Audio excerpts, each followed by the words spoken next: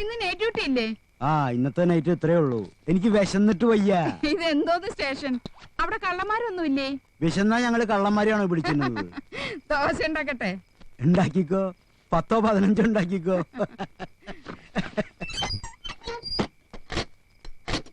എന്തത്?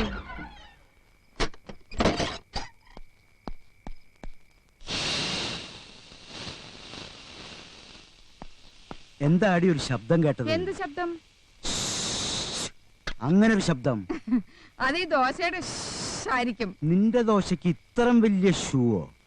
അതല്ല.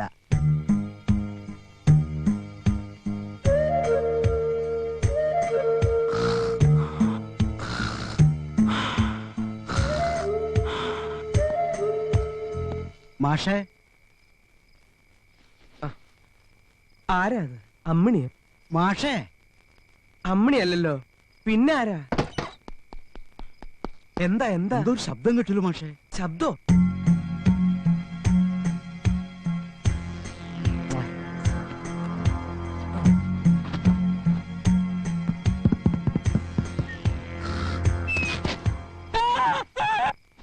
ആരാ? എന്താ എന്താ എന്താ എന്താടോ?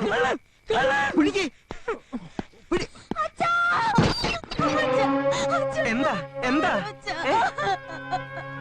പേടിക്കണ്ട പേടിക്കണ്ട, ആരും വന്നിട്ടില്ല, വെറുതെ ബഹളം ഉണ്ടായില്ല. എന്റെ ഈശ്വര,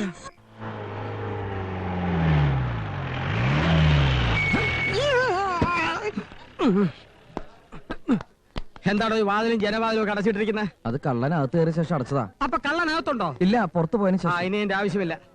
ഒരിക്കൽ കേറിയാ പിന്നെ 4-5 മാസം കഴിയാതെ വീണ്ടും അതേ സ്ഥലത്ത് ആ കള്ളം കേറാറില്ല. അതാണ് ഞങ്ങളുടെ തിയറി. കള്ളൻ പ്രാക്ടിക്കലാ.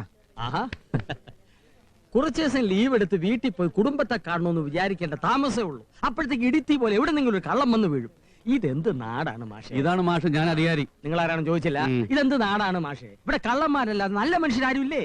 ഞങ്ങളൊക്കെ നല്ല മനുഷ്യരാണ് സാർ. ഈ കൂട്ടത്തിൽ ഒരു ഒറ്റ കള്ളന്മാരും ഇല്ല. സാറിന് മനസ്സിലായില്ലോ. ഞാൻ പണിക്കരാ. എന്താ പണി? പണിയൊന്നും ഇല്ലാത്ത പണിക്കരാ. ഞങ്ങൾക്ക് പണിയുണ്ടാക്കരുത്. പോലീസ് വെടിവെക്കുമ്പോ മുമ്പിൽ കയറി വെടിവെക്കരുത്. ഉണ്ട തട്ടി ചത്തു, മനസ്സിലായോ? നല്ല പൂമണം. ആ, അന്വേഷണത്തിന് ആകെ കിട്ടിയൊരു തുരുമ്പ. അവൻ ഉടുക്കാൻ കിട്ടൊരു ലുങ്കി സഹിക്കാൻ വയ്യ. താനിതുകൊണ്ട് ഭംഗിയായിട്ട് അലക്കി ഇസ്തിരിട്ട് മടക്കി പോയി നായെ കൊണ്ട് മണപ്പിക്കാനുള്ളതാ. ആ കള്ളൻ ആ ലുങ്കി എന്നെ പുതപ്പിക്കായിരുന്നു സാർ. പൊത്തപ്പിക്കുന്ന താൻ കണ്ടോ? ഞാൻ കണ്ടില്ല. ഈ നളിന ഞാൻ കാണുമ്പോ കള്ളൻ ലുങ്കിയില്ലായിരുന്നു. അവന് തുണിയില്ലായിരുന്നോന്ന് കണ്ടപ്പോ തന്നെ കണ്ണിൽ ഇരുട്ട് കയറി, അതുകൊണ്ട് ഒന്നും കാണാൻ പറ്റിയില്ല. ആ സമയത്ത് തന്റെ കണ്ണി പവർ കട്ടായിരുന്നോ?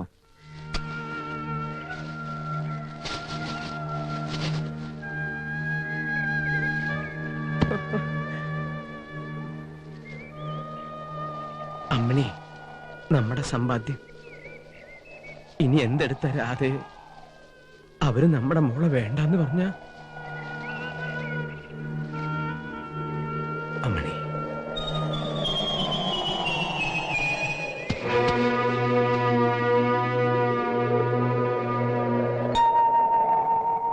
എന്താടാ? വാ. ആരാ പറഞ്ഞത് ഈ മഴയത്ത് വന്ന് കിടക്കാൻ?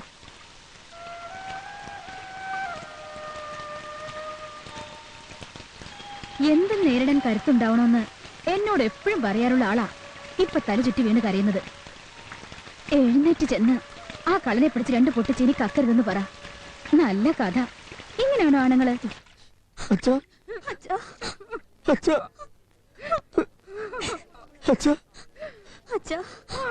കഴിഞ്ഞു എന്റെ ഈശ്വര. ഹൃദയം മെടിക്കേണ്ട അധികാരി. ഇത്തിരി ഉച്ചത്തിലങ്ങ് വിളിക്കുക. അച്ഛാ, കുറച്ചും കൂടി ഉച്ചത്തിൽ അങ്ങോട്ട് വിളിക്കുക.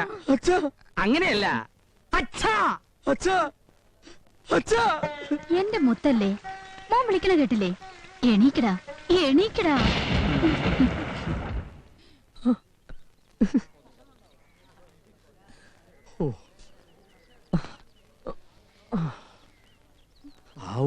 എണീറ്റല്ലോ. ഇനി ആരും പേടിക്കണ്ട.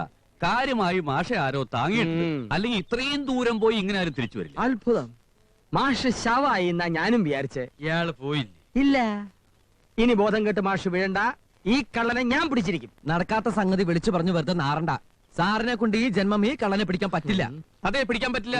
അത്രയ്ക്ക് ഉയരത്തിലാ കള്ളന്മാരും കള്ളന്മാരെ സഹായിക്കുന്നവരും നിൽക്കുന്നത്. ഇൻസ്പെക്ടർക്കും ഇൻസ്പെക്ടറുടെ തലയിലിരിക്കുന്ന ഇതിലും വലിയ ഇൻസ്പെക്ടർമാർക്കും ഒക്കെ അതറിയാം. അറിഞ്ഞിട്ടാരും പിടിക്കണില്ല. എന്താ കാര്യം?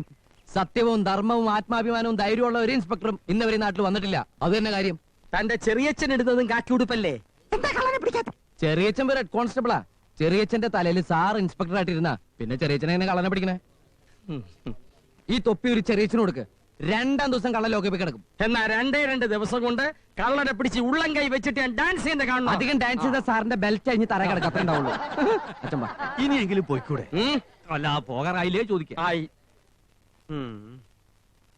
നീ എന്തിനാടാ ആ പാവത്തിനോട് അങ്ങനെയൊക്കെ പറഞ്ഞേ? അങ്ങനെയെങ്കിലും വാശി കയറി അയാൾ ആ കള്ളനെ കയറി പിടിച്ച നമ്മൾ രക്ഷപ്പെട്ടില്ല അച്ഛാ. ഇവളുടെ കല്യാണം നടത്തണ്ടേ? അച്ഛൻ വേഗം ബോധം കെട്ട് വീണു. എനിക്ക് വീഴാൻ ബോധം തന്നെ ഇല്ല. അയ്യോ ദേ മാഷ് പോയി. അയ്യോ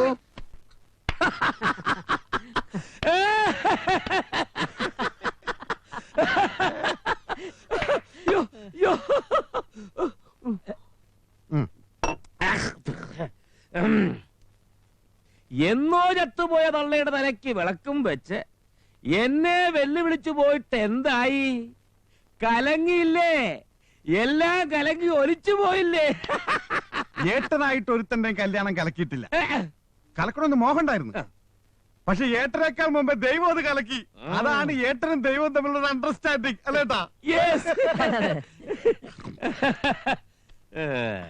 എന്നെ പട്ടിയാക്കി മാറ്റി നിർത്തി തുലാം 16 അയാള് കല്യാണം നിശ്ചയിച്ചു. നിങ്ങൾ എല്ലാവരും നോക്കിക്കോ, അന്നേ നാട്ടിലൊരു കല്യാണമേ നടക്കൂ. നമ്മള് കാത്തിരിക്കുന്ന ചന്ദ്രപ്പന്റെ രുക്മിണിയുടെയും കല്യാണം. നീ സന്തോഷത്തോടെ ഇരി. ഏട്ടൻ പറഞ്ഞതാ. ചന്ദ്രപ്പൻ രുക്മിണിയുടെ കഴുത്തിൽ താലി കെട്ടുമ്പോ കിട്ടാതെ പോയ താലിയോർത്ത ആ മാഷയുടെ മോള് നീറി നീറി നിലവിളിക്കുന്നത് ഈ നാട്ടുകാര് മുഴുവൻ കേൾക്കും. കേൾക്കൂ ഏട്ടാ, കേൾക്കും. ഓ, കല്യാണം കഴിഞ്ഞില്ല എന്ന് വിചാരിച്ച് നിലവിളിക്കുന്ന പെൺകുട്ടികളൊന്നും ഇപ്പോഴത്തെ കാലത്തില്ല. അത്രയും മനസമാധാനത്തോടെ ഇരിക്കാന്നേ അവര് വിചാരിക്കൂ. അളിയനെ മൂപ്പിക്കാതെ ഏടത്തിന്ന് പോണുണ്ടോ?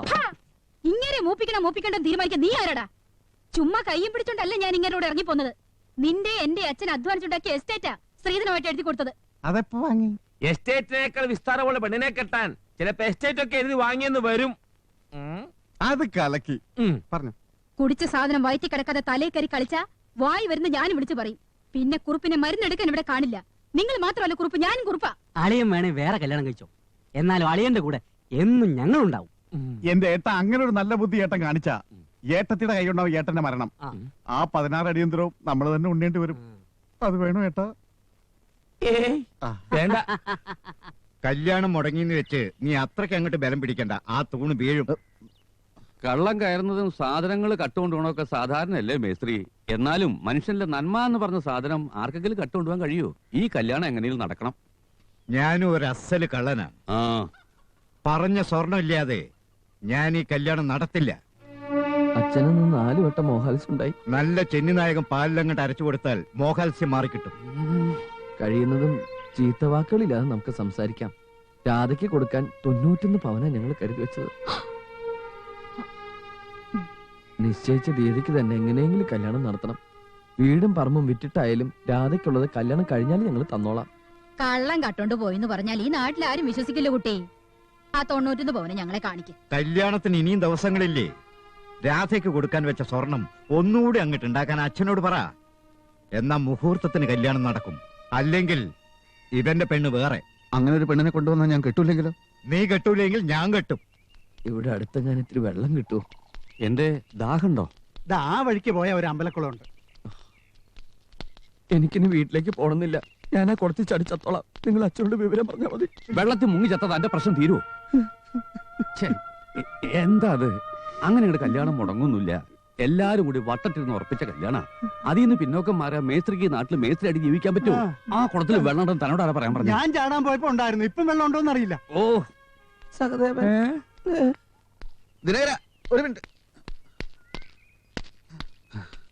എല്ലാരും എന്നോട് ക്ഷമിക്കണം. എന്റെ അച്ഛന് ഇങ്ങനെ ഒരു മുഖമുണ്ട്. അച്ഛനെ നിന്ദിക്കാൻ പാടില്ലെന്ന മാഷെന്നെ പഠിപ്പിച്ചത്. ഇല്ലെങ്കിൽ അച്ഛനെ 2 പൊട്ടിച്ചേനെ. അത് വേണോ? അത് വേണോ വേണ്ടോ എന്ന് ഇതുവരെ തീരുമാനമായിട്ടില്ല.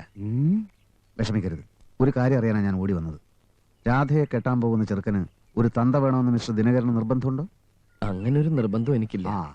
കല്യാണം കഴിഞ്ഞ് സൗകര്യം പോലെ രാധയുടെ ചെക്കനൊരു തന്തയെ കാണണമെന്ന് നല്ല മോഹമുണ്ട്. രാധയും ഭർത്താവിനെയും കുഞ്ഞിനെയും കണ്ണു നിറച്ച് കാണണമെന്ന് അമ്മ എപ്പോഴും അച്ഛനോട് പറയാറുണ്ടെന്ന് എനിക്കറിയാം. എന്നാ ഞാനത് ഏറ്റവും ഇനി അമ്മയെ കാണുമ്പോ അച്ഛൻ പറഞ്ഞോട്ടെ. മിസ്റ്റർ ദിനകരന്റെ രാധക്കുട്ടി ഈ സഹദേവന്റെ ജീവന. ഒരു കള്ളനത്തിന് സ്വർണ്ണം എടുത്തുകൊണ്ട് പോയി എന്ന് വെച്ച് ഞാൻ അവളെ ഉപേക്ഷിച്ചു എന്ന് നിങ്ങൾക്കൊക്കെ ഇങ്ങനെ തോന്നി. ആര് സമ്മതിച്ചില്ലെങ്കിലും തുലാം 16-ാം തീയതി രാധയുടെ കാര്യത്തിൽ താലി കെട്ടാൻ മാഷിന്റെ വീട്ടുമുറ്റത്ത് ഈ സഹദേവൻ ഉണ്ടാവും. നിങ്ങൾ സഹദേവനല്ല സഹദേവ, പിന്നെ ദേവനാ. ഈ നല്ല മനസ്സിന് ദൈവം തരും. അത് ദൈവം തരുമ്പോ ഞാൻ വാങ്ങിച്ചോളാം. നമ്മളിങ്ങനെ അറിയാതെ കല്യാണത്തിന് മുമ്പ് കെട്ടിപ്പിടിച്ച് പോയത് തൽക്കാലം അച്ഛൻ അറിയണ്ട. അറിഞ്ഞ പ്രശ്നം എന്നെ പൂട്ടിയിടും. അളിയും പോയിക്കോ, ആരും അറിയില്ല. ധൈര്യമായിട്ട് പൊക്കോ പൊക്കോ. ഹാവൂ, ഇപ്പഴാ ഒന്ന് ജീവൻ വെച്ചത്. ഈ വഴിക്കല്ലേ അമ്പലക്കുളം ഉണ്ടെന്ന് പറഞ്ഞത്. ഒന്ന് കുളിച്ചു കൊടുത്തിട്ട് പോവാം. കൃഷ്ണ കൃഷ്ണനല്ല, അയ്യപ്പനാ. രണ്ടും ഒന്നേടോ അയ്യപ്പാ. അയ്യപ്പാ.